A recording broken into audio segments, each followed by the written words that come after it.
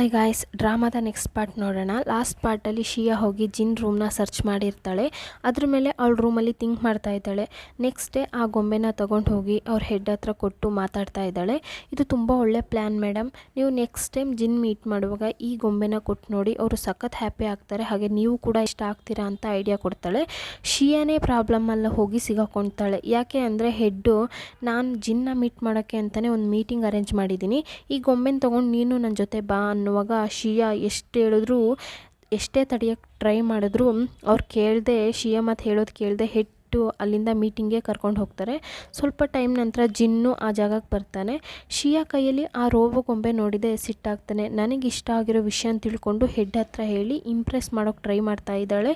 ಅದಕ್ಕೋಸ್ಕರನೇ ನಿನ್ನೆ ನಾನು ರೂಮಲ್ಲಿ ಚೆಕ್ ಮಾಡ್ತಾ ಇದ್ಲೇನೋ ಅಂತ ಥಿಂಕ್ ಮಾಡ್ತಾ ಶಿಯಾನ ನೋಡಿ ಗುರಾಯಿಸ್ತಾ ಇದ್ದಾನೆ. ಇವಳು ಬೇರೆ ಎಲ್ಲೋ ನೋಡ್ತಾ ಇದ್ದಾಳೆ, ಅವ್ರನ್ನ ಗಮನಿಸ್ದೇ ಇರೋ ರೀತಿ. ಒಂದು ಮಟ್ಟದಲ್ಲಿ ಸಿಟ್ಟಾದ ಜಿನ್ನು ಮೀಟಿಂಗ್ನ ಅಟೆಂಡ್ ಮಾಡದೆ ಅಲ್ಲಿಂದ ಎದ್ದೋಗ್ತಾನೆ. ಆದರೆ ಹೊರಗಡೆ ನಿಂತಿರುವಾಗಲೇ ಹೆಡ್ ಶಿಯಾ ಹತ್ರ ಕೋಪದಿಂದ ಮಾತಾಡ್ತಾ ಇರೋ ವಿಷಯನ ಕೇಳಿಸ್ಕೊತಾನೆ. ಈ ಗಿಫ್ಟ್ ಜಿನ್ಗೆ ಇಷ್ಟ ಆಗುತ್ತೆ ಅಂತ ಅವ್ರು ಇದನ್ನ ನೋಡಿದ್ದೇ ಇರಿಟೇಟ್ ಆಗಿ ಹೊರಗಡೆ ಹೋದರು. ನೀನು ಆ ಸ್ಪೆಷಲ್ ಈವೆಂಟ್ಗೆ ಬರೋದಿಲ್ಲ. ಹೊರಗಡೆ ನಿಂತಿದ್ದ ಜಿನ್ ಇದನ್ನ ಕೇಳಿ ಮತ್ತೆ ಒಳಗಡೆ ಬಂದು ಹೆಡ್ ಹತ್ರ ಮಾತಾಡ್ತಾ ಇದ್ದಾನೆ. ನನಗಿಲ್ಲಿ ನಡೆದ ಮೀಟಿಂಗ್ ಇಷ್ಟ ಆಗಿಲ್ಲ, ಗಿಫ್ಟ್ ಚೆನ್ನಾಗಿಲ್ಲ ಅಂತ ನಾ ಹೇಳೇ ಇಲ್ಲ ಅಂತ ಶಿಯಾಗೆ ಹೆಲ್ಪ್ ಮಾಡಬೇಕು ಅಂತ ನಮ್ಮ ಜಿನ್ ಈ ಥರ ಎಲ್ಲ ಮಾತಾಡಿ ಅಲ್ಲಿಂದ ಹೋಗ್ತಾನೆ. ಆ ಹೆಡ್, ಪರವಾಗಿಲ್ಲ, ನಿನ್ನ ಐಡಿಯಾನು ತಪ್ಪಾಗಿ ತಿಳ್ಕೊಂಡೆ, ಆದರೆ ನೀ ಕೊಟ್ಟ ಐಡಿಯಾ ವರ್ಕೌಟ್ ಆಯಿತು.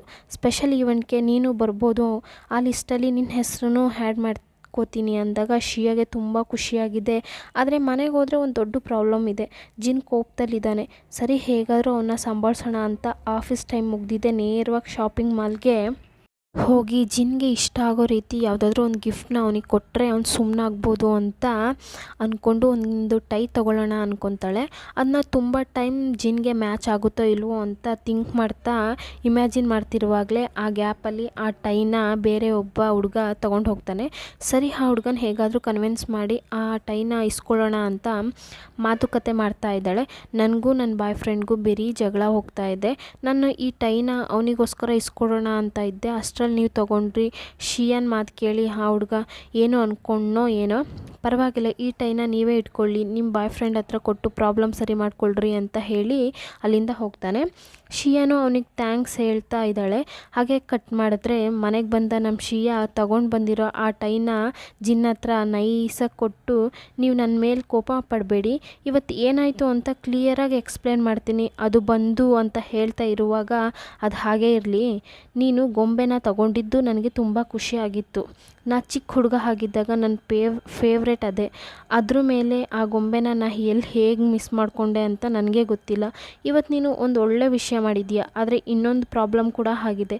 ಆಫೀಸ್ಗೆ ಹೋಗಿದ್ದೆ, ನೀನು ಕೈಯಲ್ಲಿರೋ ರಿಂಗ್ನ ಬಿಚ್ಚಿದೀಯಾ, ಇದೆಲ್ಲ ನನಗೆ ಗೊತ್ತಿಲ್ಲ ಅಂದ್ಕೊಂಡು, ಇದಕ್ಕಿಂತ ಮುಖ್ಯವಾದ ವಿಷಯ, ನಿನ್ನೆ ನೀನು ಡ್ರಿಂಕ್ಸ್ ಮಾಡಿ ಕಿಸ್ ಮಾಡಿದೆ, ಇದೆಲ್ಲ ನಿನಗೆ ನೆನಪು ಇದೆಯಾ ಇಲ್ವಾ ಅಂತ ಕೇಳುವಾಗ ಶಿಯಾಗೆ ನೆನ್ನೆ ನಡೆದಿರೋ ವಿಷಯ ನೆನಪಿಗೆ ಬರುತ್ತೆ. ಡ್ರಿಂಕ್ಸ್ ಮಾಡಿ ರಾದಂತ ಮಾಡಿದ್ದು, ಅವರೇ ಶಾಕ್ ಆಗಿ, ನಾನೇ ನಿಮಗೆ ಕಿಸ್ ಮಾಡಿದ್ದು, ಹಾಗೆ ಮಾಡಿದ್ದು ತಪ್ಪೆ ಅಂತ ಫೀಲ್ ಮಾಡುವಾಗ, ಪರವಾಗಿಲ್ಲ, ನೀನು ಮಾಡಿರೋದೆಲ್ಲ ನಾ ಕ್ಷಮಿಸ್ತೀನಿ ಅಂತ ಜಿನ್ ಅವನ್ನ ಹಗ್ ಮಾಡಿ ಮಾತಾಡ್ತಾ ಇದ್ದಾನೆ. ತುಂಬ ಟೈಮ್ ನಂತರ ತೋರಿಸ್ತಾರೆ, ಹಾರೋ ಬಂದು ಶಿಯಾನ ಶಾಪಿಂಗ್ ಮಾಡೋಕ್ಕೆ ಒಂದು ಜಾಗ ಕರ್ಕೊಂಡು ಹೋಗಿರ್ತಾರೆ. ನೀನು ಸ್ಪೆಷಲ್ ಈವೆಂಟ್ಗೆ ಹೋಗ್ತಾ ಇದೀಯಾ ಅಂತ ನನಗೆ ಗೊತ್ತಾಯಿತು, ಅಲ್ಲಿರೋದ್ರಲ್ಲಿ ಒಂದು ಕಾಸ್ಟ್ಲಿಯಾದ ಶೂನ ಸೆಲೆಕ್ಟ್ ಮಾಡಿ ಕೊಡ್ತಾಳೆ. ನೀನು ಇದನ್ನ ಯೂಸ್ ಮಾಡು, ತುಂಬ ಜನ ಬರೋ ಈವೆಂಟ್ಗೆ ನೀನು ಈ ಥರ ಶೂನ ಯೂಸ್ ಮಾಡಿದ್ರೆ ಚೆನ್ನಾಗಿರುತ್ತೆ ಅಂತ ಅಡ್ವೈಸ್ ಎಲ್ಲ ಮಾಡಿ, ಅದಕ್ಕೆ ನಾನೇ ಪೇ ಮಾಡ್ತೀನಿ ಅಂತ ಹಾರೋ ಹೇಳೋಕ್ಕೂ, ಇಲ್ಲ ಅದನ್ನ ನಾನೇ ಪೇ ಮಾಡ್ತೀನಿ ಅಂತ ATM ಕಾರ್ಡ್ ತೆಗಿಯುವಾಗ ಅದನ್ನ ನೋಡಿ ಹಾರೋಗೆ ತುಂಬ ಶಾಕ್. ಯಾಕೆ ಅಂದರೆ ಅದು ಜಿನ್ನ ATM ಕಾರ್ಡ್, ಇದುವರೆಗೂ ಅದನ್ನ ಯಾರಿಗೂ ಕೊಟ್ಟಿರೋದಿಲ್ಲ. ಶಿಯಾನ್ ನಂಬಿ ಅವ್ನು ಕೊಟ್ಟಿರೋದು ಈ ಹಾರೋಗೆ ಸಖತ್ ಕೋಪ ಬರುತ್ತೆ. ATMಯಿಂದ ಹಣ ತೆಗೆದಿರೋ ಮೆಸೇಜ್ ನೋಡಿದೆ ಜಿನ್ಗೆ ತುಂಬ ಖುಷಿಯಾಗುತ್ತೆ. ಮೊಬೈಲಲ್ಲಿ ಬಂದಿರೋ ಮೆಸೇಜ್ ನೋಡಿ ಫಸ್ಟ್ ಟೈಮ್ ಶಿಯಾ ನನ್ನ ಹಣನ ಯೂಸ್ ಮಾಡಿರ್ತಾಳೆ ಅಂತ ಖುಷಿಯಿಂದ ಅಸಿಸ್ಟೆಂಟ್ ಲೀ ಹತ್ರ ಮಾತಾಡ್ತಾ ಇದ್ದಾನೆ. ಇಲ್ಲಿ ಚಾಯುನ ಆಫೀಸಲ್ಲಿ ಶಿಯಾ ಈವೆಂಟ್ ನಡೆಯುತ್ತೆ ಅಲ್ವಾ, ಅದಕ್ಕೆ ಒಬ್ಬರು ಡಿಸೈನರ್ ಹತ್ರ ಕಾಸ್ಟ್ಲಿ ಡ್ರೆಸ್ನ ಕೇಳಿಸ್ಕೊಂಡಿರ್ತಾರೆ. ಈ ಡ್ರೆಸ್ನ ರಿಟರ್ನ್ ಮಾಡುವಾಗ ಯಾವುದೇ ಕರೆ ಮಾಡದೆ ಕೊಡಬೇಕು ಅಂತ ತುಂಬ ಸ್ಟ್ರಿಕ್ಟಾಗಿ ಹೇಳಿ ಆ ಡಿಸೈನರ್ ಶಿಯಾ ಹತ್ರ ಹೇಳಿ ಕಳಿಸ್ತಾರೆ. ಆದರೆ ಅವ್ರು ಹೇಳ್ದಾಗೆ ನಡೆಯುತ್ತೆ. ಶಿಯಾ ಸ್ಟೆಪ್ಸಿಂದ ಇಳಿಯುವಾಗ ಒಬ್ಬಳು ಬಂದು ಡಿಕ್ಕಿ ಹೊಡಿತಾಳೆ. ಅದರಿಂದ ಸ್ವಲ್ಪ ಸೈಡಲ್ಲಿ ಕೊಳೆ ಆಗುತ್ತೆ. ಇದರಿಂದ ಈ ಇವೆಂಟ್ಗೂ ಹೋಗೋಕ್ಕಾಗಿಲ್ಲ. ಚಾಯುನ್ ಆ ವಿಷಯನ ನೋಟ್ ಮಾಡಿ ಶಿಯಾ ಹತ್ರನೇ ಹೋಗಿ ಬೇಗ ಯಾವುದಾದ್ರೂ ಡ್ರೆಸ್ನ ಚೇಂಜ್ ಮಾಡ್ಕೊಂಡು ಬಾ, ಈವೆಂಟ್ ಬೇರೆ ಸ್ಟಾರ್ಟ್ ಆಗುತ್ತೆ ಅಂತ ಸೀನಿಯರ್ ಹತ್ರ ಹೋಗಿ ಆ ವಿಷಯನೆಲ್ಲ ಹೇಳಿದ್ದೆ. ಶಿಯಾ ಅವ್ರ ಹತ್ರ ಬೈಸ್ಕೊತಾ ಇದ್ದಾಳೆ. ನಾನು ಫಸ್ಟೇ ಹೇಳಿದ್ದೆ, ಇದು ತುಂಬ ಕಾಸ್ಟ್ಲಿ, ಖಂಡಿತ ಬೇರೆ ಡ್ರೆಸ್ನ ನಿಮಗೆ ಅರೇಂಜ್ ಮಾಡಿ ಕೊಡೋಕ್ಕಾಗಲ್ಲ. ನಾನು ನಿಮ್ಮ ಹತ್ರ ಕೊಟ್ಟ ಡ್ರೆಸ್ನ ದಯವಿಟ್ಟು ಕ್ಲೀನ್ ಮಾಡಿ ಕೊಟ್ಟೋಗಿ ಅಂತ ಹೇಳಿದ್ದೆ.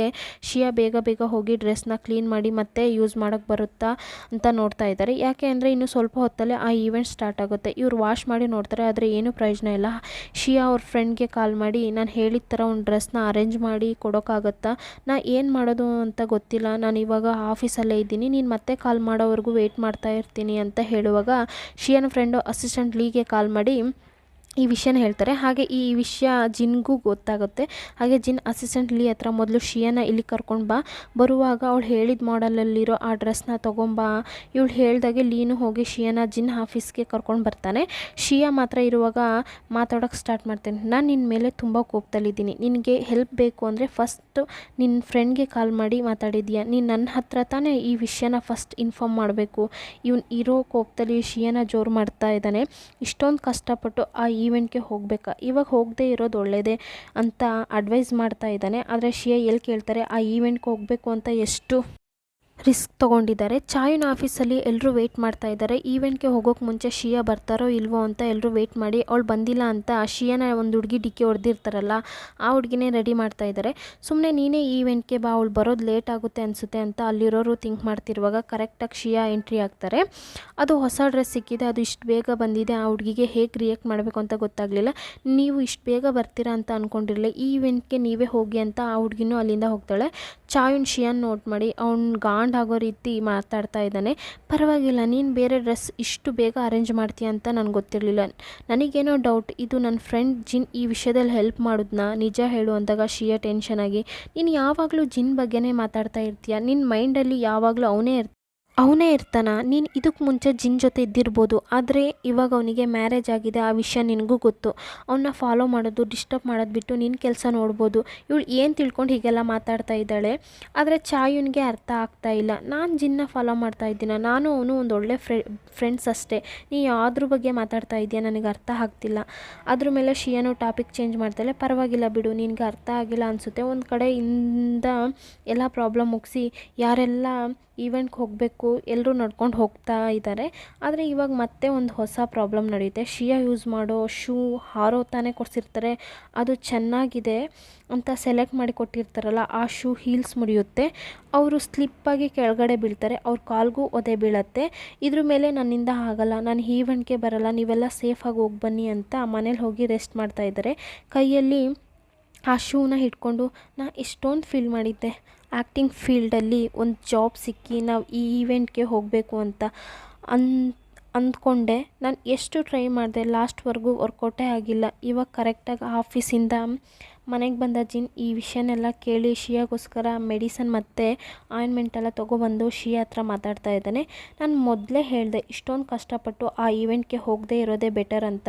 ನೀನು ಕಾಲ್ಗೆ ಹೇಟಾಗಿದೆ, ಆಯಿಂಟ್ಮೆಂಟ್ ಹಚ್ಕೋ ಅಂತ ಶಿಯಾ ಗಾಂಡಾಗಿ ಬೇಡ ಅಂತಾಳೆ.